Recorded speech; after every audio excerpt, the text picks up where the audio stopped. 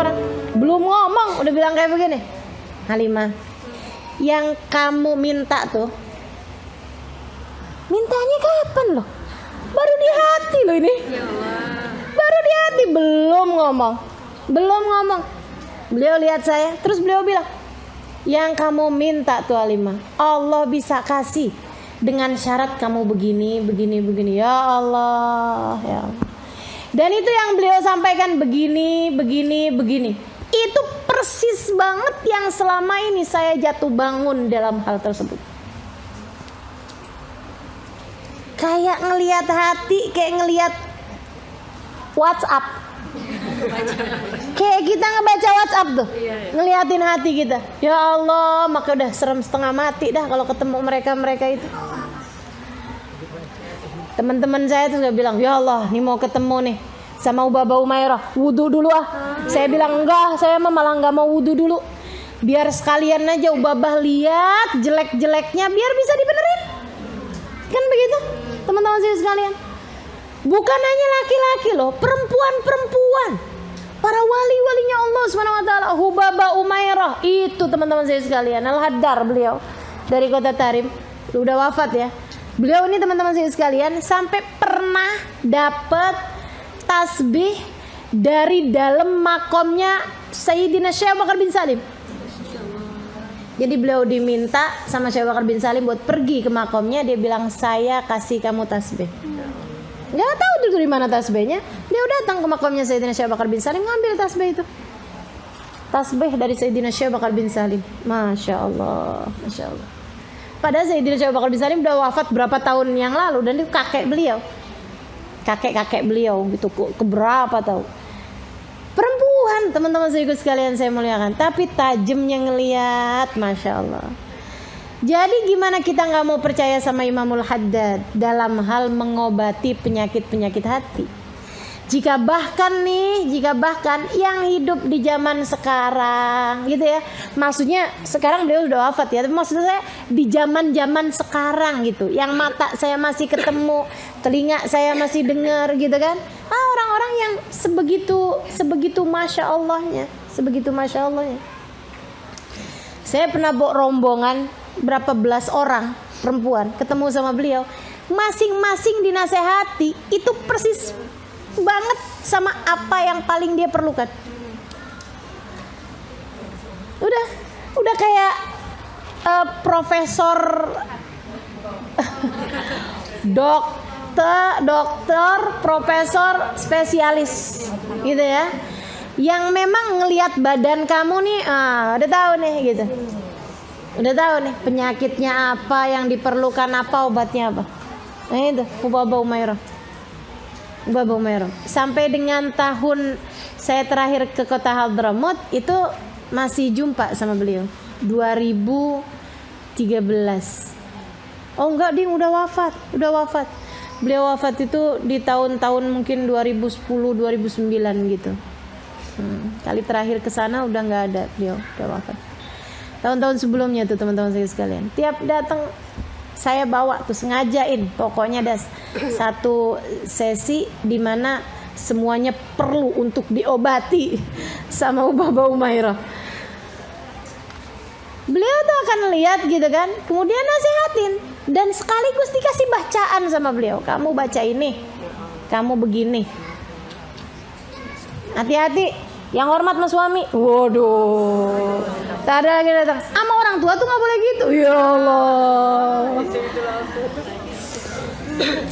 Tanpa tedeng aling-aling, tanpa basa-basi, teman-teman saya sekalian, langsung jelek masuk ke hati. Dan itu tuh memang yang paling diperlukan sama orang tersebut. Nggak usah terlalu cinta gitu sama dunia. Ketahuan semuanya udah. Ya Allah, luar biasa. Pokoknya emang bener-bener banget tuh Ubaba Umairah tuh Haddadul Qulub, teman-teman saya sekalian, Haddadul Qulub. Ya gimana kita nggak mau percaya sama Imamul Haddad kalau bahkan di era milenial ada orang-orang yang sampai seperti itu. Saya ketika jumpa sama beliau habis selesai itu, saya kemudian bilang, Ubaba, Nih saya nih masa jadi gaet doang nih Bapak, sekarang giliran saya nih, saya bilang. Doain saya Bapak. Bapak liatin terus gini. Kamu minta didoain biar punya anak. Itu tahun berapa tuh ya? 2009, 2010 gitu. Saya udah kawin, udah agak lamaan. Waktu itu belum hamil. Sampai sekarang sih. Saya bilang, iya Bapak doain saya biar punya anak. Beliau malah nanya gini, kamu pengen punya anak buat apa Halimah? Ih bingung ya saya ya. Seumur-umur saya kalau minta doa sama orang, doain biar punya anak, itu pertanyaannya suka gini doang, udah berapa lama kawinnya? Kan begitu ya? Iya. Kayak sebuah kenormalan, sebuah kewajaran bahwa orang kalau udah kawin ya pengen punya anak. Sebagaimana orang kalau udah umur di atas 20-an tahun pengen kawin. Kan begitu ya? Itu kan normal tuh. Yang gak normal itu kan kalau orang umur 9 tahun, doain dong biar saya kawin. Ini kan kecentilan, kan begitu ya? Kalau kemudian ada orang doain dong saya biar punya anak, kamu udah kawin apa belum? Belum. Nah itu kan aneh gitu kan. Lah saya ini loh udah kawin lama, jadi kan wajar aja kalau saya pengen punya anak gitu kan. Bapak malah nanya, kamu pengen punya anak buat apaan Halimah? Bingung kan, itu pertanyaan yang gak pernah ada orang nanyain gitu. Sama aja kayak, kamu pengen kawin buat apaan? Nah kan aneh ya. Ya pengen kawin gitu kan. Jadi saya ditanya kayak begitu bingung. Saya bilang, dan karena saya ya ustazah gitu kan. Jadi kan ini alasannya nih harus agak-agak yang agamis lah ya. Islami lah, Islami syar'i lah, syar'i gitu, syar'i. Alasannya kan harus syar'i ya enggak? Jadi saya bilang, biar ada yang mendoakan saya kalau saya mati. Itu kan alasannya ustazah, pantas kan ya? Bapak kemudian nanya kayak begini sama saya, kamu bukannya ngajar Halimah? Iya Bapak ngajar saya. Nah itu orang-orang yang kamu ajarin, kira-kira kalau kamu meninggal dunia memangnya mereka gak mau doain? Iya doain sih. Ya itu kan udah jauh lebih banyak daripada anak yang berhasil kamu punya, kalaupun kamu punya anak. Iya juga sih.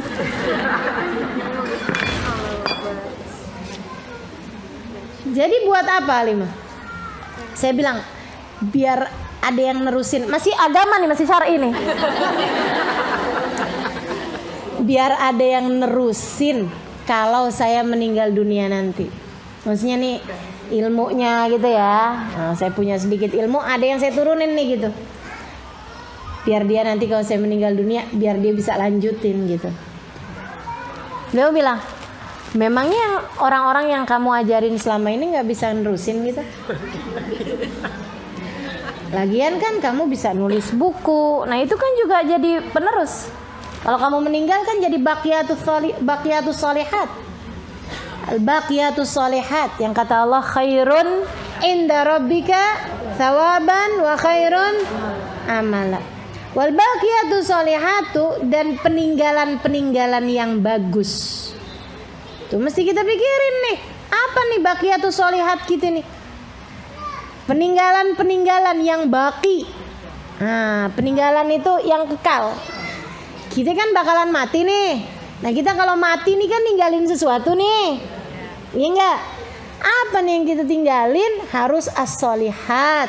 Harus peninggalan-peninggalan yang bagus. Nah, itu selain anak, ada yang lain-lain. Apaan? Buku, ilmu yang manfaat. Jadi begitu beliau bilang, kan gak harus anak Halimah. Yang lain-lain kan bisa juga jadi anak-anak didik yang akan terus melanjutkan ilmu kamu.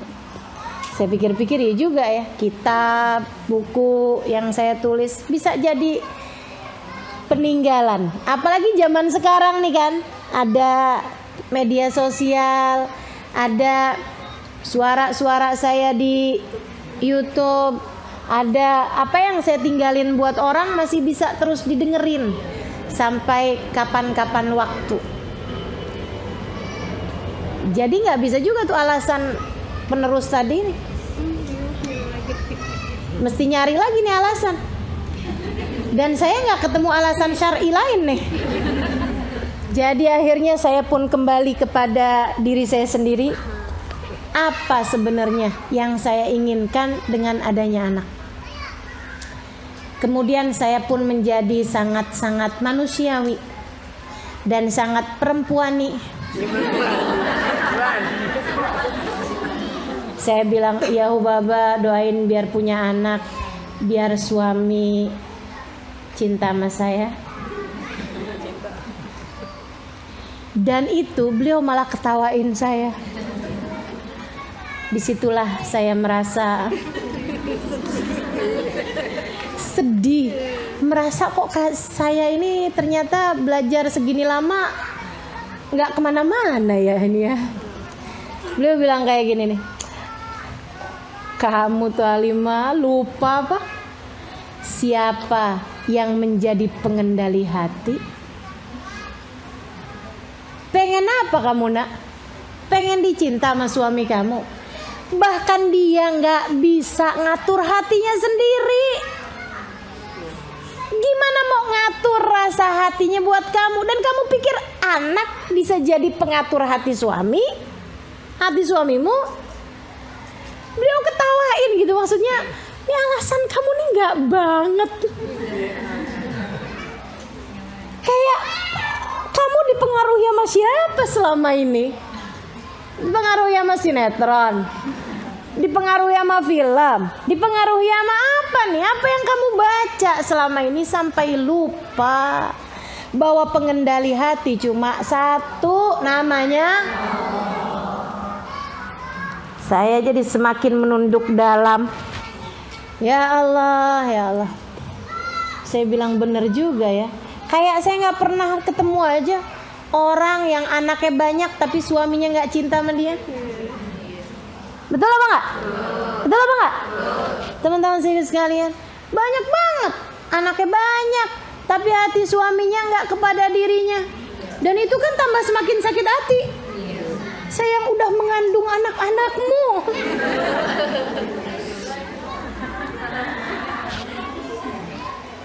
Sampai pernah gitu kan, ada seorang istri punya anak 4 gitu. Ustazah, ya Allah sakit hati saya Ustazah. Suami saya lebih milih perempuan itu loh Ustazah, yang cuman sendirian padahal kami berlima.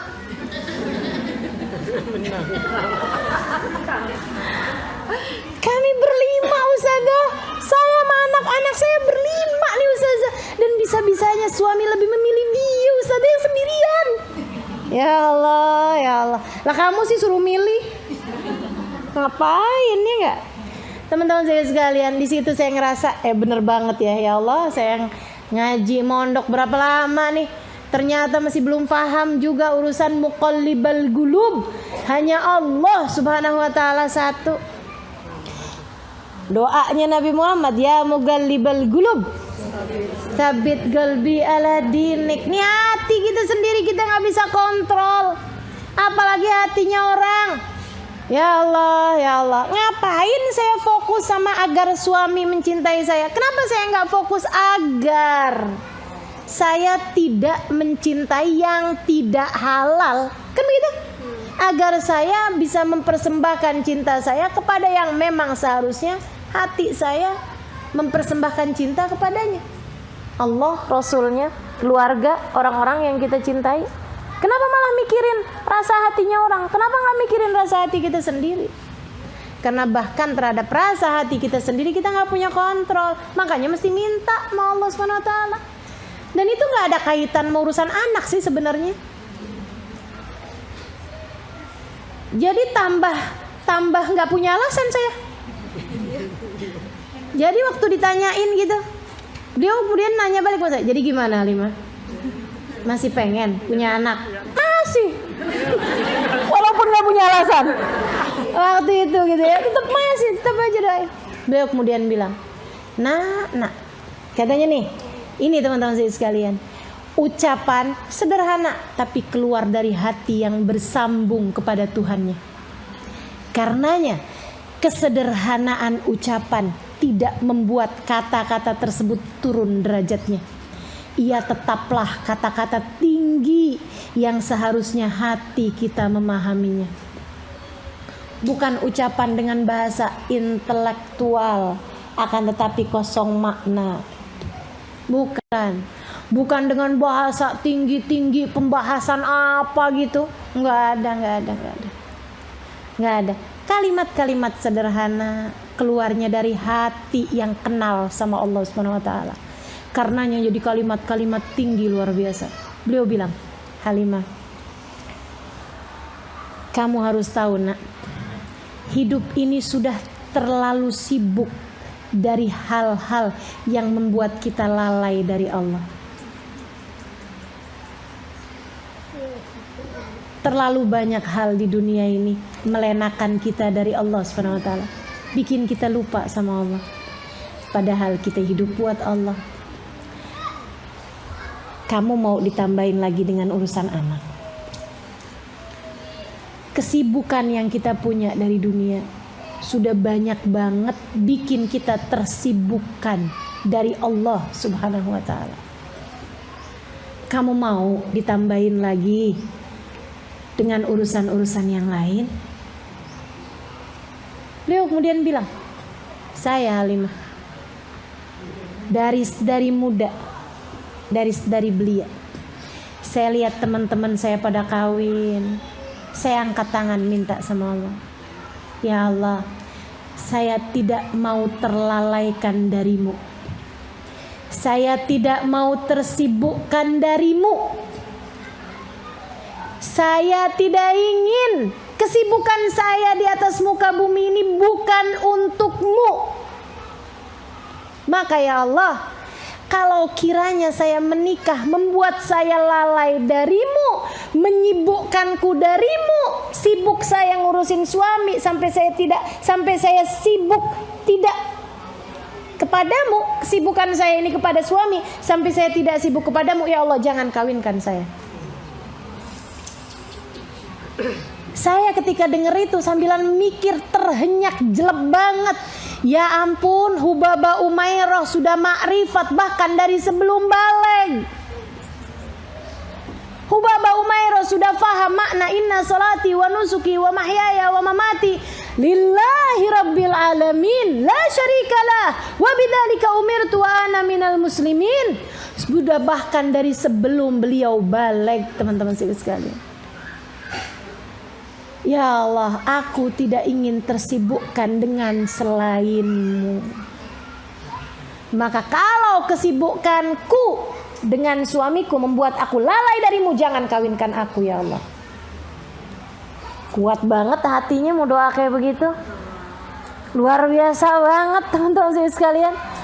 Bahasanya sederhana akan tetapi masuk ke relung hati benar-benar karena diucapkan dari hati yang mengenal Allah Tuhannya. Masya Allah. Tapi saya menikah Halimah. Saya tahu bahwa ternyata menikah, bahwa dalam pandangan Allah menikah tidak akan melalaikan saya darinya. Saya menikah. Sesudah saya menikah saya ganti doa. Ya Allah, jika memiliki anak membuat aku terlalaikan darimu, jangan kasih saya anak ya Allah. Maka saya biarkan suami saya, jika dia memang ingin memiliki anak, biarkan ia memiliki anak dari selain saya. Sebab saya hidup hanya untuk Allah Subhanahu wa ta'ala. Ya ampun teman-teman sekalian, saat itu saya tahu bahwa bidadari tidak usah kau tunggu hadirnya nanti di surga. Ia sudah ada dari sejak di atas muka bumi ini. Dan wanita di hadapan saya, Hubabah Umairah, nama aslinya Hubabah Rugayyah. Hubabah Rugayyah binti Umar Al-Haddar adalah salah satu dari bidadari bumi yang senantiasa dipandang Allah dengan cintanya. Karena ia telah mempersembahkan bagian terbaik dari dirinya, yaitu hatinya, hanya untuk Allah Subhanahu wa ta'ala semata. la syarikalah, tidak untuk selain. Wa bidzalika umirtu, beliau faham, untuk itulah beliau diciptakan. Wa ana minal muslimin, aku adalah salah satu dari hambamu yang selalu menyerahkan diriku. Cakep banget gak sih? Keren banget gak sih? Tinggi banget gak sih? Ya Allah. Dan kita jatuh bangun, kepengen punya rumah, kepengen punya ini, kepengen punya itu. Masya Allah.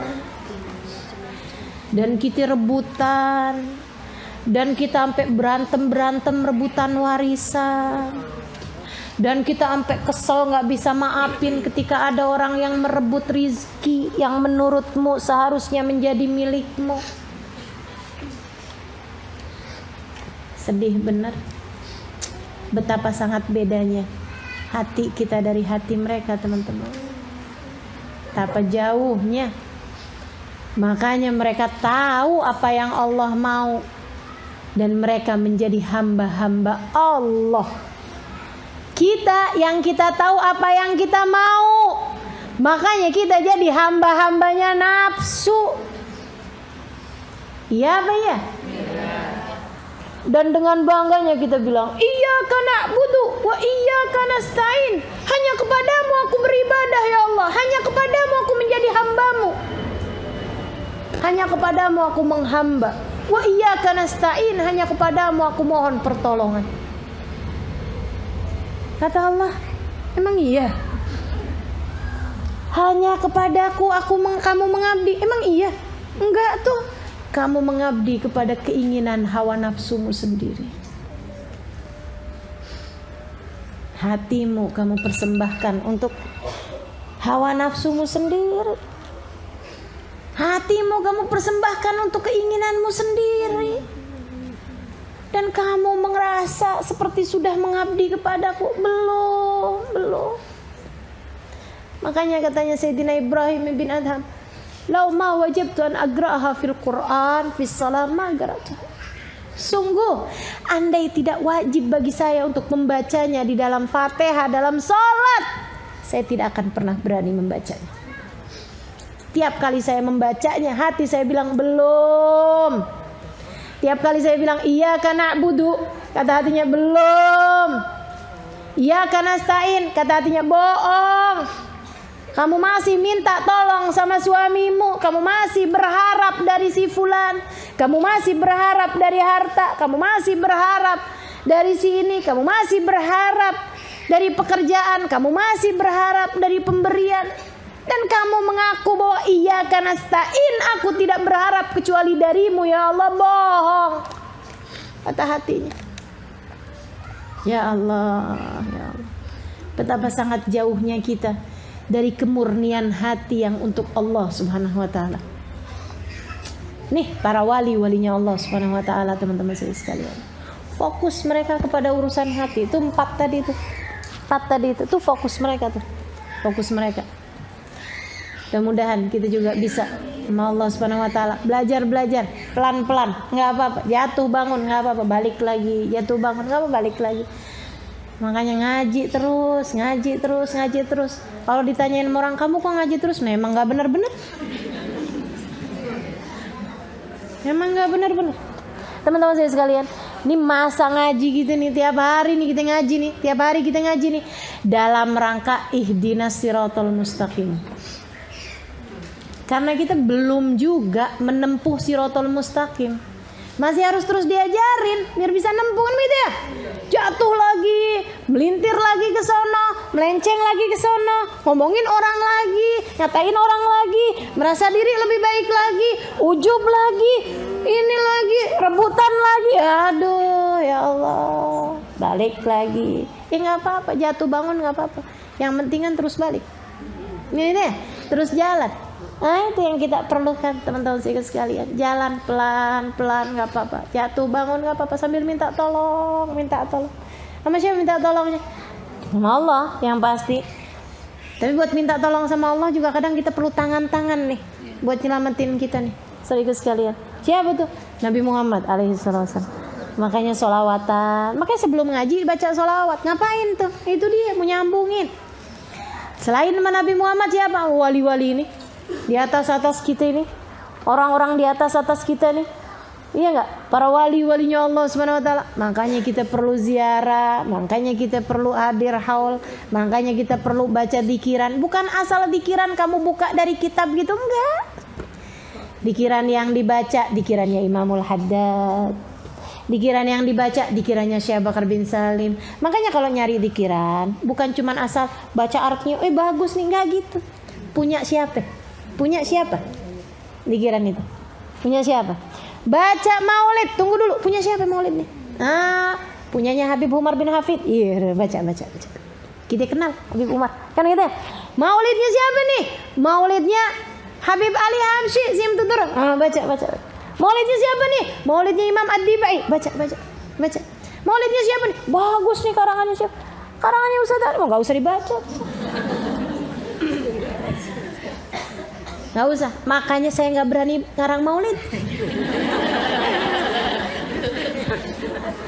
Nggak berani ngarang maulid. Ya Allah, bikin maulid aja memberanikan diri.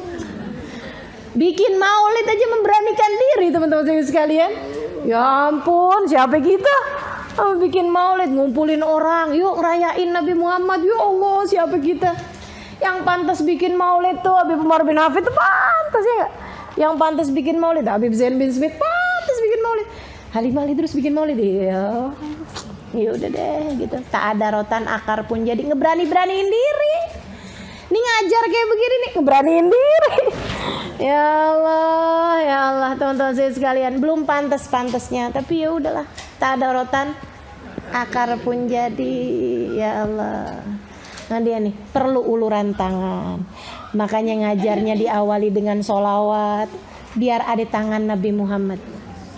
Ya. Baca Yasin dulu biar ada tangan Allah. Kan gitu kan? Pakai baca Yasin ada tangan Allah. Pakai baca sholawat ada tangan Nabi Muhammad. Pakai dikirannya Syekh Bakar bin Salim, dikirannya Imamul Haddad, kitabnya pakai punyanya Imamul Haddad biar ada tangan-tangan. Teman-teman sekalian, saya tidak membuatmu, saya tidak menarikmu karena saya masih perlu buat ditarik. Jadi kalau ada yang bilang, Ustazah kita mau ikutan Ustazah, gimana modalnya nih? Saya aja mau nyelamatin diri ini perlu gendolan sama orang, terus saya tiba-tiba digendolin sama orang. Waduh, ini gimana modelnya nih? Nah, nggak ada. Kita sama-sama aja, sama-sama ngegendol, sama-sama ikut, sama-sama menggantung, sama-sama menggantungkan diri kepada siapa? Kepada orang-orang yang sudah pasti terselamatkan.